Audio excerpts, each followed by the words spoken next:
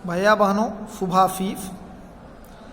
अब हम कक्षा 8 हिंदी की पुस्तक उदिता का अध्याय 15 पढ़ेंगे, जिसका शीर्षक है मेरी पहली तिब्बत यात्रा।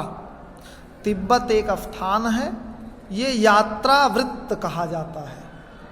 हिंदी गद्य की विधा है, जैसे निबंध है, कहानी है, नाटक है, उपन्यास है, उसी में एक यात्रा वृत्त विधा भी है।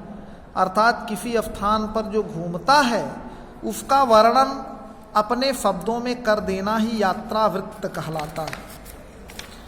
भैया बहनों, राहुल सांस्कृत्यायन इसके लेखक हैं और राहुल सांस्कृत्यायन ने ज़्यादातर यात्रा वृत्तांत ही लिखा है, जैसे अथातो घुमक्कड़ जिज्ञासा, मेरी पहली यात्रा आदि इनके प्रमुख लेखक हैं। राहुल सांकृत्यायन का जन्म 9 अप्रैल 1893 ईस्वी को उनके ननिहाल गांव पंदहा जिला आजमगढ़ में हुआ था। उनका मूल नाम केदारनाथ पांडेय था। उनका पैतृक गांव कनैला था। उनकी शिक्षा दीक्षा काशी और लाहौर में हुई। 14 अप्रैल सन 1963 ईस्वी को लंबी बीमारी के पश्चात दार्जिलिंग में पश्चिम बंगाल में इनका देहावसान हो गया। मेरी जीवन यात्रा 6 भाग, भागो नहीं दुनिया को बदलो, दिमागी गुलामी, घुमक्कड़ शास्त्र आपकी प्रमुख रचनाएं हैं। तो इन्होंने इसके लिखा है। थोड़ा थोड़ा करके हम इसको पढ़ेंगे प्रत्येक दिन। जैसे आज हम इसके बारे में बता देता हूँ कि ये जो मेरी पहली तिब्बत यात्रा है, इस यात्रा वृत्त लेखन में राहुल सांकृत्यायन जी का स्थान अन्यतम है।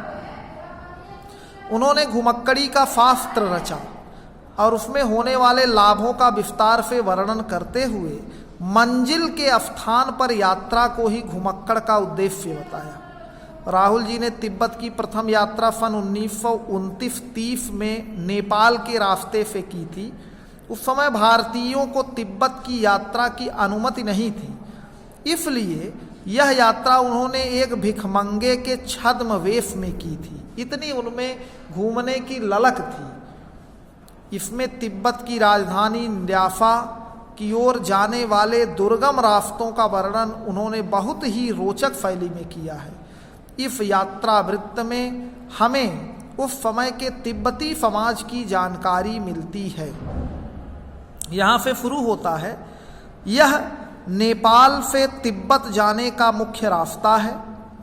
फरी कलिडपोड का रास्ता जब यहाँ खुला था तो नेपाल ही नहीं, हिंदुस्तान की भी चीज़ें इसी रास्ते तिब्बत जाया करती थी। यह व्यापारिक ही नहीं, सैनिक रास्ता भी था। माने सैनिक भी इस रास्ते से आते जाते थे और व्यापार की वस्तु भी इसी रास्ते से आती जाती थी। इसलिए जगह जगह फौजी चौकियाँ और किले बने हुए थे। जैसे आज पुलिस चौकी और होते हैं, वैसे ही उस समय भी बने हुए थे, जिनमें कभी चीनी पलटन रहा करती थी। चीनी पलटन माने चीनी सेना।